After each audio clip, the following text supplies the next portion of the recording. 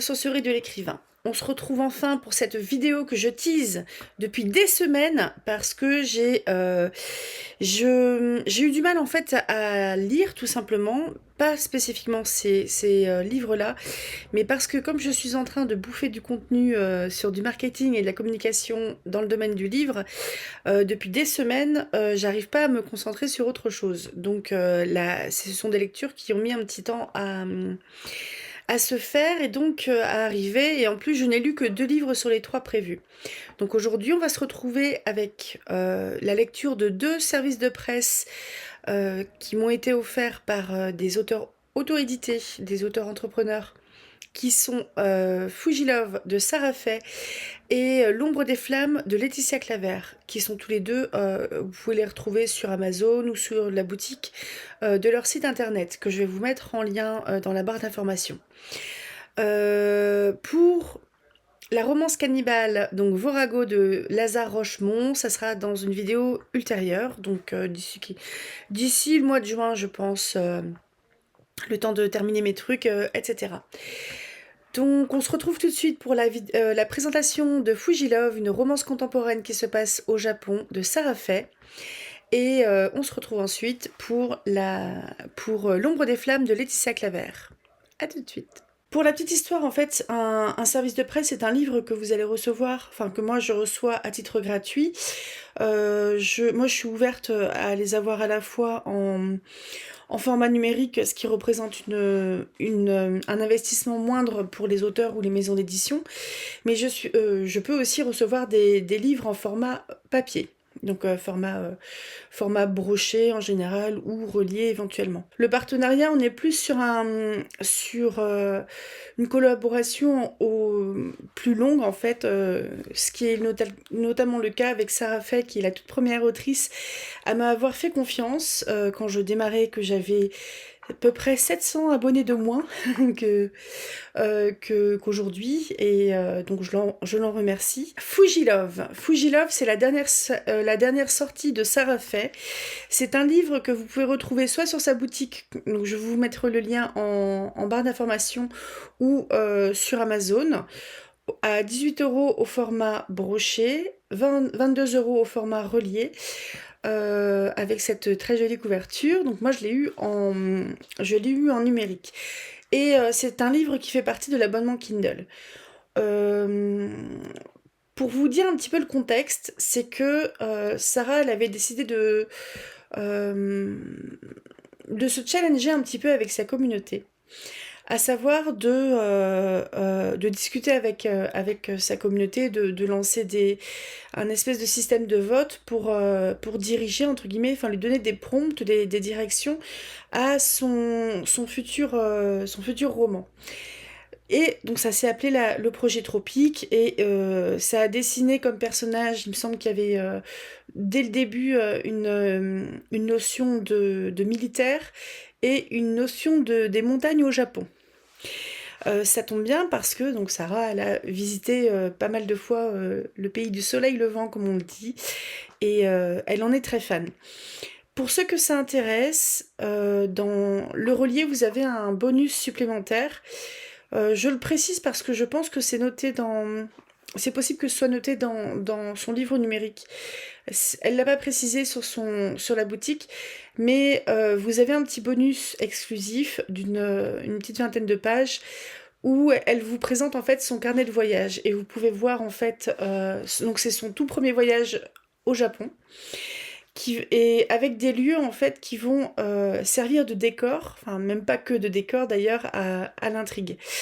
Et c'est pour ça que je trouvais qu'il y avait c'est un livre qui a vraiment un parfum d'authenticité, parce qu'on sent, je vous en parlerai un peu plus loin dans la vidéo, mais on a quelqu'un qui vit au Japon depuis quelques années, donc qui connaît les us, les coutumes, la langue, etc.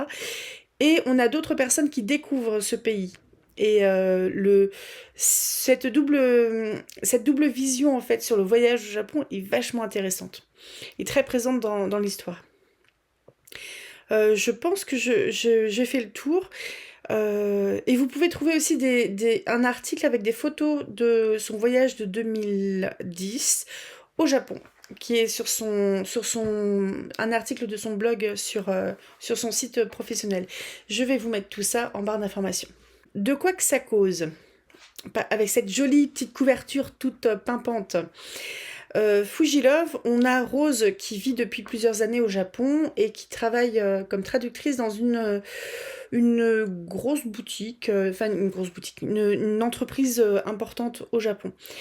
Et alors, moi, je suis quelqu'un qui connaît un tout petit peu, on va dire, la culture japonaise. J'ai quelques notions de quelques trucs, mais globalement, j'ai pas du tout la globalité, en gros, de ce qu'est la culture au Japon. J'avais quelques notions sur le théâtre, par exemple, le théâtre No, j'avais quelques notions sur les studios Ghibli, donc ça se dit J, mais pas Guy. Sarah l'a reprécisé dans son carnet de voyage que je viens de lire. Et j'ai aussi fait pas mal de recherches sur la guerre du Pacifique, et notamment le rôle du Japon dans la guerre du Pacifique, et là c'est moins funny. Mais donc, dans un Japon moderne, de nos jours, comment ça se passe? Déjà, le monde de l'entreprise, c'est assez particulier. Donc, ceux qui ont lu, par exemple, ce n'est pas mon cas, mais Amélie Nothomb, qui a vécu quelques années au Japon, sont sans doute plus familiers que moi. Mais bref, Rose, si vous voulez, elle vit là-bas depuis quelques années et son frère, son frère et sa fiancée vont la rejoindre pour quelques semaines, pour une semaine ou deux de vacances, et sont accompagnés par Raphaël. Raphaël qui est le meilleur ami du frère. Et Raphaël, donc c'est un ami d'enfance du frère, et il y a une espèce de petite tension, si vous voulez, depuis toujours entre Rose et Raphaël, parce que Rose, c'était un peu la petite sœur envahissante, et Raphaël, c'était le copain un peu lourdeau qui lui piquait son frère, quoi. Donc on est resté sur des espèces d'a priori d'adolescents qui ne se sont pas vus depuis un moment et qui à la base avaient un peu du mal à se supporter. Ce qui s'entend complètement, il n'y a pas de souci. La particularité de Raphaël, en fait, c'est que lui, il était militaire et qu'il s'est passé quelque chose à l'étranger et donc qu'il était en convalescence, donc dans sa famille, donc proche d'où habite Noah. On a Noah et Manon qui vont en fait passer quelques jours de vacances chez leur sœur, et c'est un petit peu un moment pour eux de se retrouver, de découvrir le Japon et de passer quelques jours de vacances tout seuls en amoureux parce qu'ils vont se marier, il y a un projet de mariage. Et ce qui fait que Raphaël, il tire un peu la tronche parce que il a un petit peu la cinquième roue du carrosse, comme on dit, il a pas envie de tenir la chandelle, ça le saoule un petit peu. Et Raphaël, il a ses propres démons, quelque part. C'est quelqu'un qui s'exprime assez peu, c'est quelqu'un qui a souffert de plusieurs choses, et qui a du mal à les dépasser et à prendre... c'est quelqu'un qui a du mal, étonnamment, tout grand costaud militaire qu'il soit, il a du mal à prendre des décisions par lui-même. Parce que y a toute une histoire autour de la transmission, notamment. Et donc il retrouve Rose, et c'est vrai que l'accueil il est un peu frisqué de la part de Rose, mais autant de la part de Rose que de la part de Raphaël.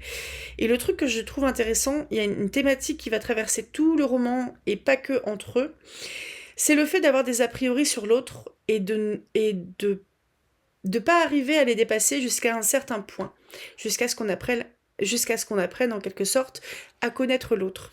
Et j'ai trouvé ça super intéressant, parce que même si par exemple je reviens à la culture japonaise et aux collègues ou aux chefs de Rose, même si elle connaît leurs coutumes, leur manière d'être, etc., elle peut encore se faire avoir par le fait qu'il y a une certaine froideur, qu'elle a l'impression d'être mise de côté, qu'elle a l'impression d'être tout le temps évaluée. Et quelque part, elle va avoir des espèces d'a priori sur des gens sans réussir, et plaquer un peu cet a priori sur cette personne-là sans pouvoir le dépasser, jusqu'à ce que, en fait, étrangement, en discutant un petit peu, ça va mieux parce qu'on se comprend. Et c'est hyper intéressant. Et il y a aussi, ça je trouvais que c'était très bien fait, parce que donc au niveau des tropes, on a le côté enemies to lovers, et on a aussi le côté fake dating, et le fake dating, je trouve qu'il n'est pas évident à écrire, et du coup la proximité forcée. Donc le fake dating, c'est le fait de faire semblant d'être ensemble.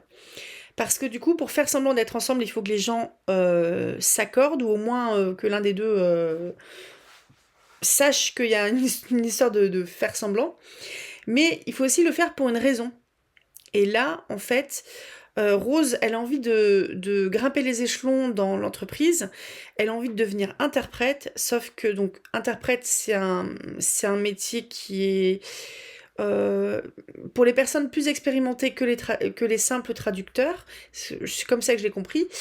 Ou en tout cas dans cette entreprise-là, ce qui fait que comme Rose, elle n'a que 27 ans et qu'en plus, elle est étrangère, même si elle vit là-bas depuis quelques années, Rose, personne ne pense à elle pour de l'interprétariat.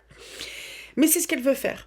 Et donc elle a envie de grimper les échelons, sauf que elle s'entend pas avec son chef, elle a une concurrente, et au final elle est vachement solo. Elle a pas tant que ça. Il y a un collègue avec qui elle discute un petit peu, mais pas plus que ça.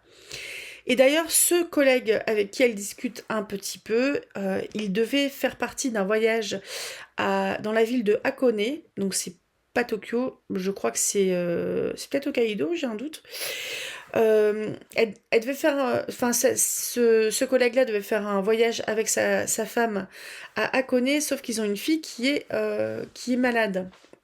Et ils peuvent pas enfin, une fille qui est asthmatique chronique, et ils ne peuvent pas la confier à la grand-mère qui est un peu stressée en fait quand la gamine est malade. Donc, lui, il devait participer à ce voyage organisé par l'entreprise dans un lieu qui est quand même plutôt dans la campagne, plutôt dans les montagnes d'ailleurs, pas très loin du mont Fuji, où il y a des bassins d'eau chaude, c'est dans la forêt, c'est des petits villages, donc un lieu un petit peu idyllique, où il y a un lieu qui est, je sais pas s'il est si touristique que ça, je pense qu'il est plus touristique pour les Japonais que pour les touristes étrangers. Et c'est organisé par l'entreprise, ce qui veut dire que Rose, quand elle comprend ça, et qu'elle comprend en fait que c'est réservé à des couples, elle dit: «Oh, faut que je trouve quelqu'un pour y aller avec moi». Et donc elle pense à Raphaël. Vous allez me dire, c'est un peu con, ils s'entendent pas. Bah oui, mais en même temps, Raphaël, il a pas grand-chose d'autre à faire parce que Noah, son meilleur ami, et donc le frère de Rose, et Manon, sa fiancée, ils vont partir quelques jours solo parce que c'est un petit couple amoureux, ils ont envie de visiter aussi, et puis ils ont comment dire, leur mariage à organiser.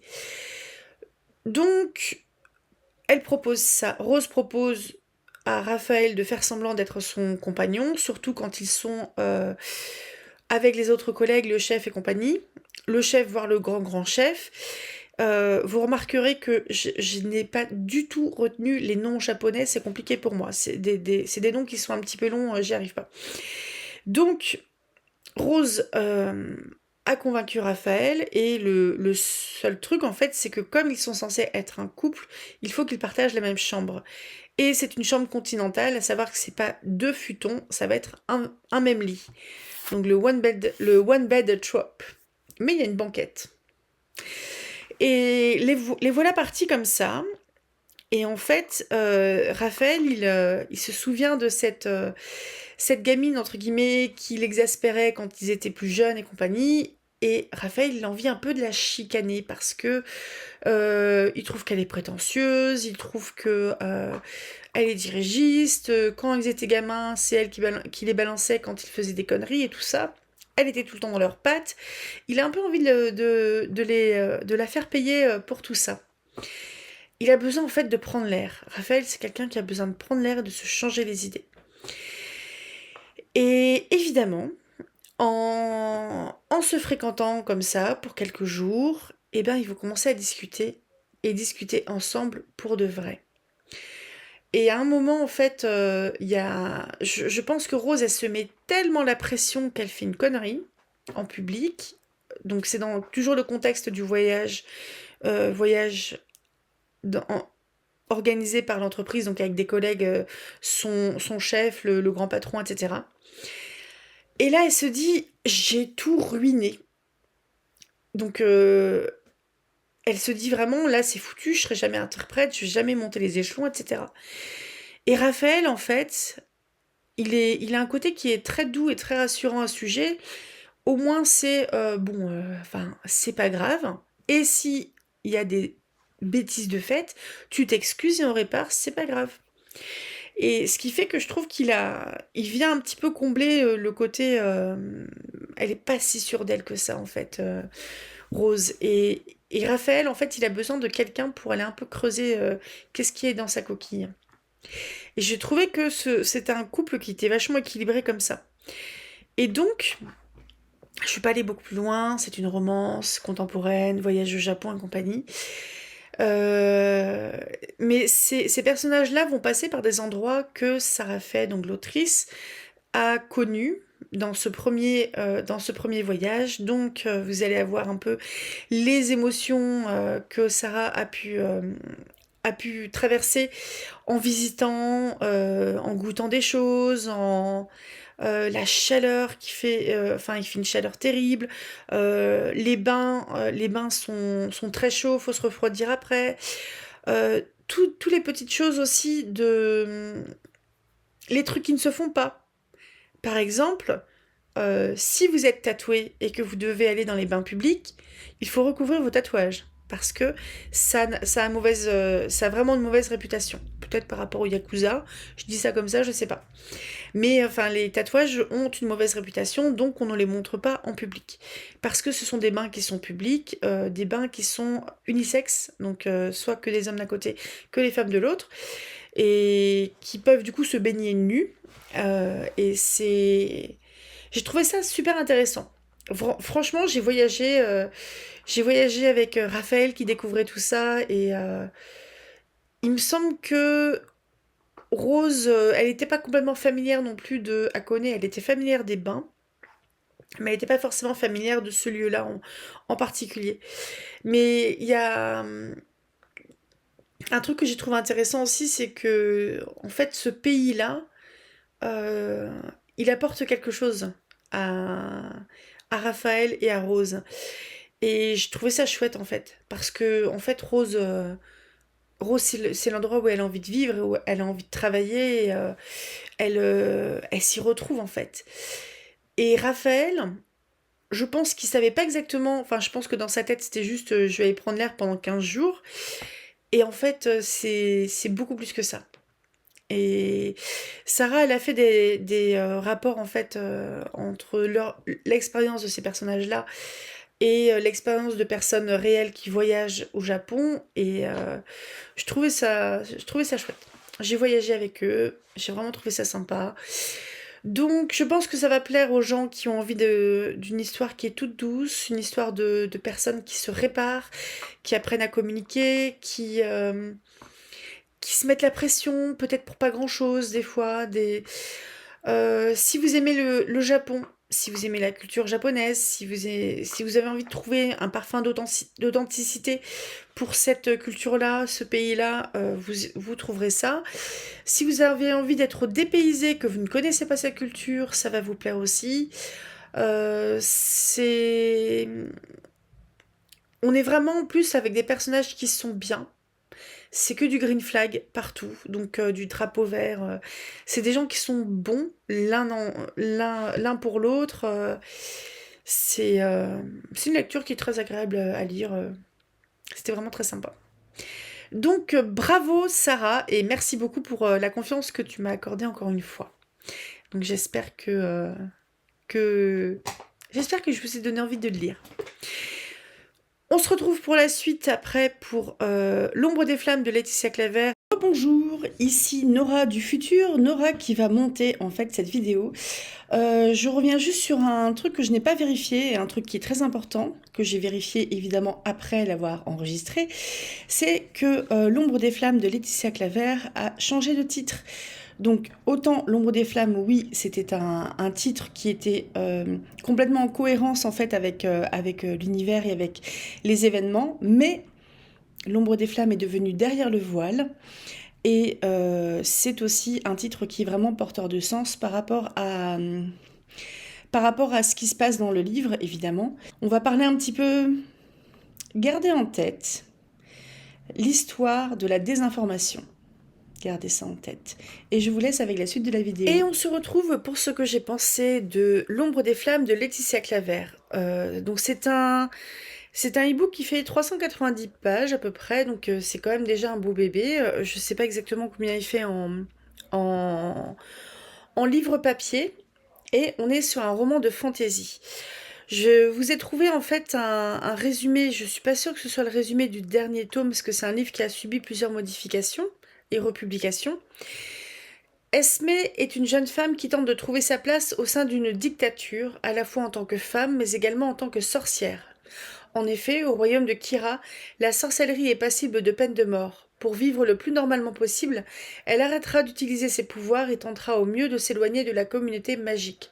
Toutefois, malgré sa bonne volonté, sa magie reste puissante et dangereuse et semblerait presque indépendante. En fait, je voulais vous lire le résumé de ce roman parce que je me suis rendu compte à la lecture que c'est un roman qui va révéler pas mal de choses au niveau de l'intrigue, donc à la fois sur l'univers, sur les personnages, sur le système de magie, ce qui fait que c'est un roman qui est pas facile à résumer pour ne pas gâcher le plaisir des lecteurs, mais en gros on se retrouve dans un royaume où il y a un... C'est un royaume qui est entouré d'un mur, qui est infranchissable. On a quand même pas mal de notions de dictature parce que ce mur est gardé, il y a un couvre-feu. Il y avait des choses qui pouvaient me faire penser à des violences policières d'aujourd'hui. Les sorciers sont chassés. Pourtant, il y a quand même une académie de sorciers. Parce qu'en fait, il y a une catégorie de sorciers et de sorcellerie, de magie, qui est comment dire, qui est autorisée et qui est enseignée. Et par contre, donc là, c'était cette magie-là, ce type de magie, c'est la magie autour des éléments, notamment. Mais il y a une catégorie de magie qui est vraiment plutôt tabou et dont ceux qui l'utilisent sont chassés et peuvent finir sur des bûchers. Ce sont la magie du néant. C'est un type de magie qu'on va découvrir au cours de l'histoire.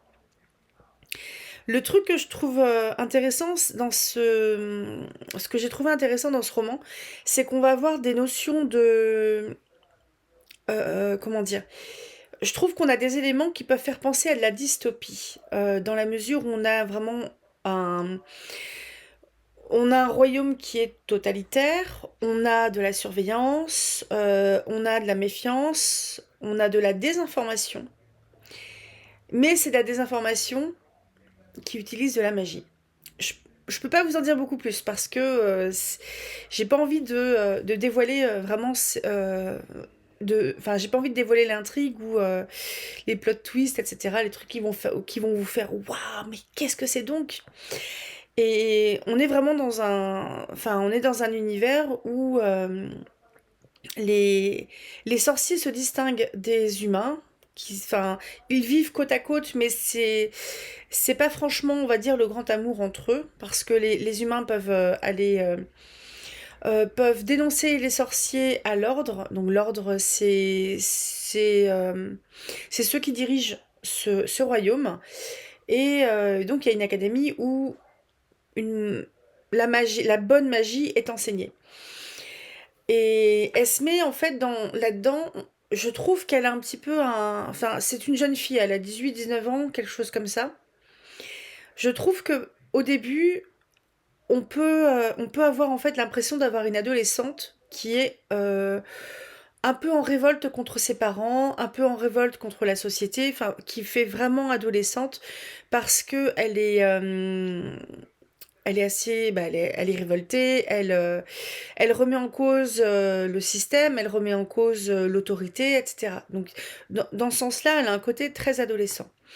Ce qui fait qu'elle peut un petit peu agacer. Et je trouvais que parfois, elle pouvait avoir des réactions qui étaient un petit peu excessives, ou par exemple, s'il y a une dispute que le ton commence à monter, elle passe direct de commencer à monter le ton à hurler. Vous voyez, on est un petit peu dans ce genre d'échelle de personnage, enfin de réaction de personnage. Et pourtant, on n'est pas que là-dedans. Mais là, du coup, je peux pas vous en dire grand-chose parce que ce serait dévoilé. Il y a une raison en fait pour laquelle Esme elle a ce type de réaction. Au-delà du fait que oui, ses parents sont un petit peu sur son dos parce qu'elle est jeune et qu'elle les écoute pas, euh, que oui, ils sont en danger et ils sont en danger dans ce royaume, ce qui fait il faut qu'ils fassent attention à ce qu'ils font pour ne pas se faire repérer. Surtout que le petit frère d'Esme, Nicolas, il a un type de magie aussi qui n'est pas en odeur de sainteté et en fait Esme elle va se rendre compte, on va lui révéler en fait dans les premiers chapitres du roman, dans le premier quart du roman à peu près, que sa magie a été bridée et qu'en fait elle est totalement autre chose que ce qu'elle est. Ces deux amis en fait, enfin ces deux frangines qui font partie d'une famille qui est amie avec la famille d'Esme, qui vont lui dévoiler ce secret. Je vous en dirai pas beaucoup plus parce que après ça va être trop, mais le fait que qu'Esme est une sorcière spéciale et cette caractérisation précise là, euh, enfin comment dire, cette caractéristique précise, ça fait qu'elle est exceptionnelle. Ce qui fait qu'au début, on peut penser qu'elle fait un peu Marissou parce que elle a des réactions assez vives, etc. Euh, Elle découvre des pouvoirs au moment où elle en a besoin, par exemple. Par exemple, si elle se blesse, elle se rend compte qu'elle peut guérir, alors qu'à l'origine, c'est une sorcière élémentaire qui manipule le feu. Mais en fait, elle peut faire beaucoup plus. Et normalement, une sorcière élémentaire ne manipule que son élément, pas les autres éléments. Et en fait, Esme, sa magie est en quelque sorte indéfinissable parce qu'elle commence à cocher trop de cases. Ce qui fait qu'il faut qu'elle soit encore plus prudente. Et elle se rend compte justement qu'on lui a probablement menti, parce qu'il y a bien quelqu'un qui a bridé sa magie en elle. Elle me faisait penser un petit peu au personnage de Phoenix dans les X-Men. Et je crois que... Je sais plus si c'était dans enfin, Phoenix adulte ou Phoenix jeune adulte, qu'on voyait vraiment que... enfin, ce personnage qui avait été bridé et qui est en fait une bombe ambulante, qui est très dangereuse. On a un petit peu cette notion-là avec Esme. Et elle est à ce point exceptionnelle, en fait, on glisse un petit peu vers une espèce de double personnalité, mais qui s'explique. Je vais pas en dire beaucoup plus, mais ce qui explique le fait qu'elle a des pouvoirs qui apparaissent pas forcément, mais qui vont se déclencher quand elle en a besoin, qu'elle va avoir des fois des réactions qui vont lui permettre d'éviter des choses ou de se sauver ou des trucs comme ça.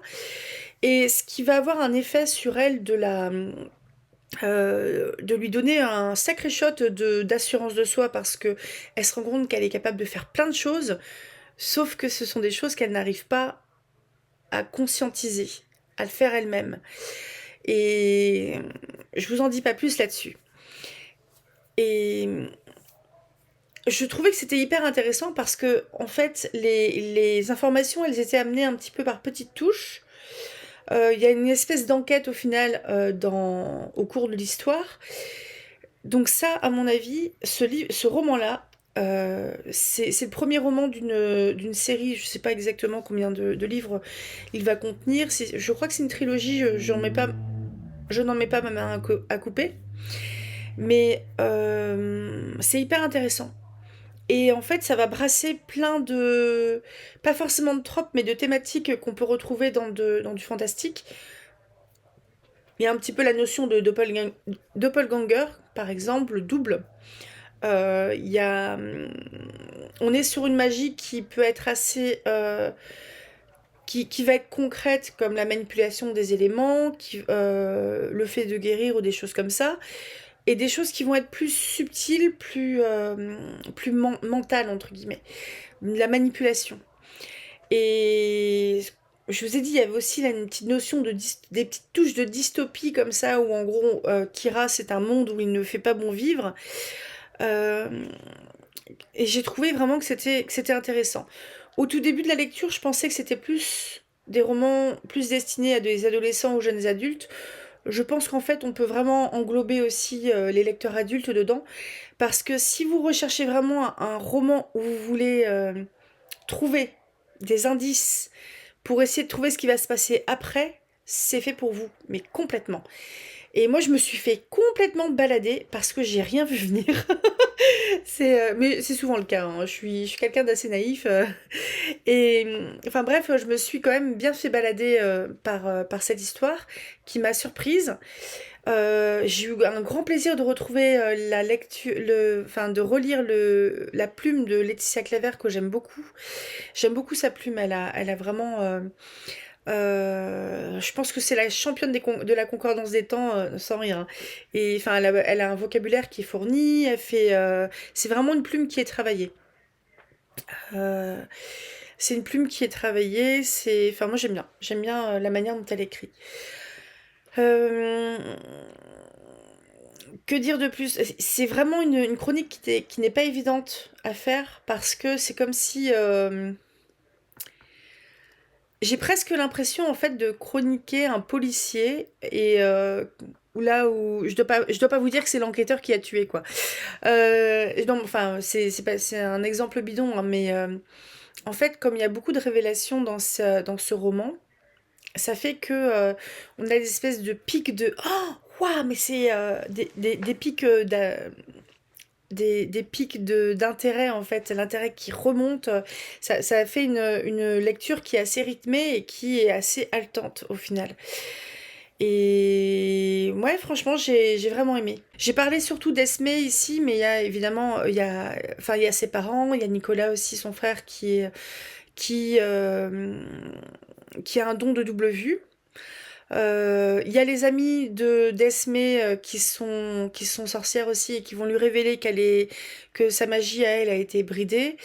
On a l'ordre aussi qui est un petit peu imprécis au début. On sait juste que c'est les personnes qui sont à la tête de ce royaume, qui le dirigent, qui décident en fait de cette espèce d'inquisition.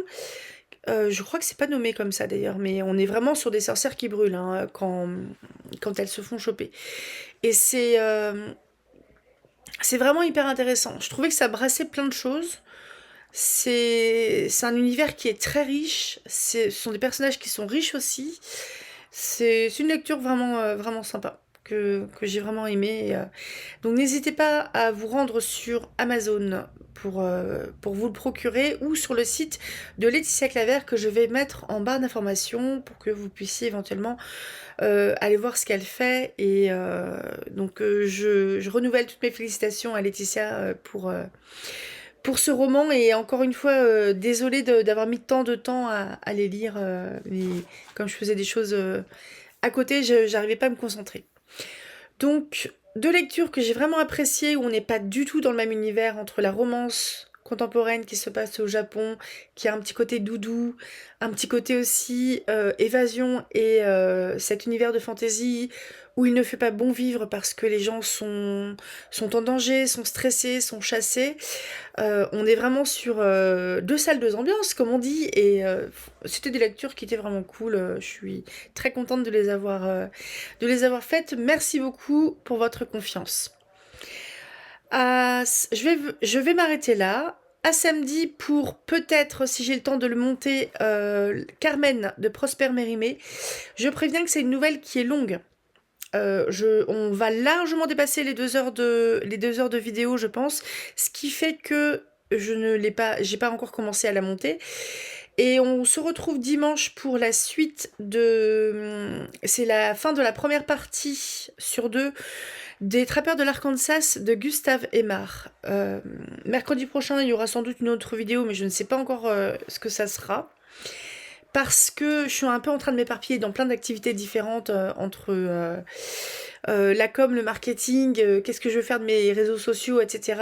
et les avancées de mes propres projets d'écriture. Ça avance. Ce qui fait que oui, j'ai un peu du mal à me centrer sur quelque chose. Donc on verra pour mercredi prochain ce que ce sera comme vidéo. Je vous souhaite un très bon mercredi. N'hésitez pas à me dire si ces deux lectures vous intéressent ou si ça vous fait penser à quelque chose ou si vous avez des conseils de lecture aussi éventuellement. Et à tout bientôt. Passez une très belle journée. Lisez tout plein, rêvez tout grand. Salut!